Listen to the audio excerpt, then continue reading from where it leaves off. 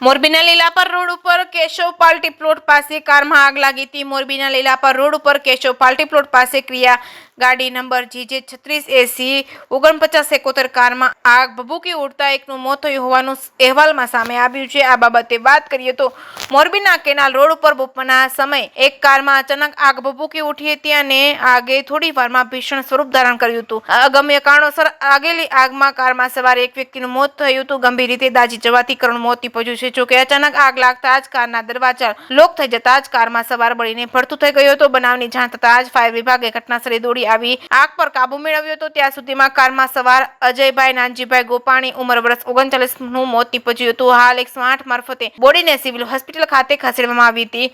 કારની અંદરથી મોરબી ફાયર ટીમે 5 લાખ રૂપિયા રોકડા અને ઘડિયાળ 8 જેટલા મોબાઈલ તેમજ નાની મોટી ચીજ વસ્તુ સોનાની વીંટી દોરા અને એક પિસ્તોલ એમના પિતરાભાઈને પોલીસની હાજરીમાં હેન્ડઓવર કરી હતી ને આ કયા કારણોસર લાગી છે તે જાણવાની તજવીજ હાથ ધરી છે। જે કેસની ગુજરાતી સાથે શ્રીકાંત પટેલ, મોરબી।